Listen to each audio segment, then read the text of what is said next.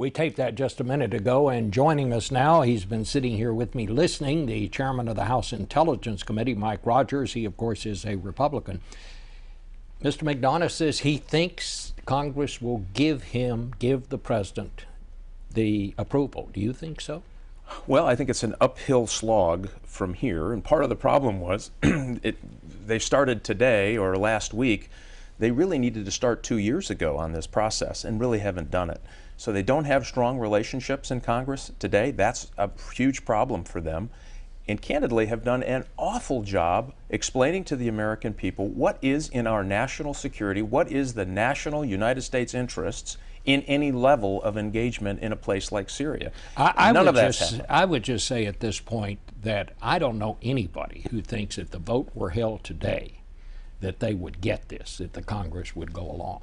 Do you disagree with that? I can't disagree. And the only thing more confusing to me than what their Syria strategy has been the last 2 years is their strategy to try to get buy-in by the representatives in Congress and the American people. It is a confusing mess up to this point, and that has been, I think, their biggest challenge on what is an incredibly important issue. And this cannot be about Barack Obama. It has to be about what is in the best interests of the United States of America. We have to have that debate and that discussion. You want this. You want Congress to give him the approval. What exactly do you want them to approve?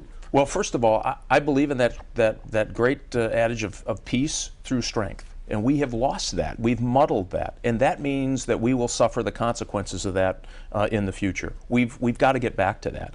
I don't think we should even debate a very limited, I mean, the first part of this is not to debate about which missile leaves what ship and hits what target. That is a serious mistake. This is bigger than that. And so when you look at all our national security interests, that first bit being how do we make sure that chemical weapons that have been used, and by the way, this is a pattern of use over a year. This was not the first time. No intervention caused a greater scale of use, and they're using it to their political and tactical advantage, including killing civilians. They believe that helps them. That's why we got here. So what we need to do is say, listen, why don't we empower the president so that we have the credibility for a negotiated settlement? We should stop talking about limited actions and how this works, and nobody, by the way, is calling for massive military intervention. It wouldn't work. It would be bad for our national security interests. But right now, we, the United States of America, doesn't have the credibility to go to the opposition and say, stop shooting. We're going to negotiate with Assad for 2 weeks on bringing this to a conclusion and getting him out of power. That's one great way we have to protect the chemical and conventional weapons. So what we ought to do as members of Congress is have a thorough debate about all of the levels of our national security interest. That first, as we said, chemical weapons and conventional weapons. If that spreads throughout the Levant and gets into Europe, we are going to pay a heavy price. The next level up, Iran. They have been a bad actor here. They're using it as a proxy war. This is beyond a Syrian civil war. It's a proxy war. You have Hezbollah troops fighting on behalf of Assad at Iran's direction. You have the Russians there providing military assistance, and I argue military hardware and military goods. All of that stirring a pot that says if we don't find a solution here that means having credibility to find that solution, which may mean military strikes, this thing is going to descend even further out of control. Do you think the president hurt his case by saying he wanted to go to the Congress? Well, I think the way it happened was mystifying to me. So the president announces it on a Saturday, doesn't call Congress back. If you were going to do that, call them back for a serious national security debate. I think that had to happen. Review the evidence that we had so you could have a quick order of events. Instead, he announced it and then left. He left the country for a week. And so members were back in their districts without access to the classified information they needed, I think, to come to a good conclusion. So you think he's actually lost support in the last week? I think it's very clear he's lost support in the last week. And again, it's difficult to try to make a decision if you don't have access to the classified information. Not everybody could get back at the times that were stipulated for getting those briefings. And again, my frustration is I think that this is an important piece of America's national security moving forward. And it does mean our relationship with Russia. It does mean, do we get a nuclear Iran or not? Can we contain North Korea and its efforts By the way, they have huge chemical and biological stockpiles that make us all very nervous.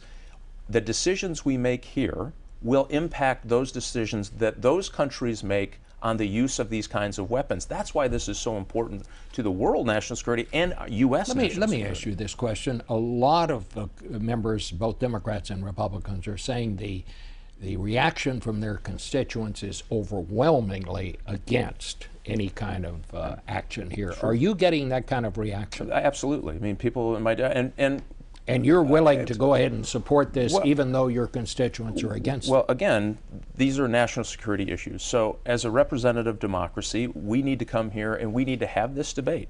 I completely understand why people are skeptical of this.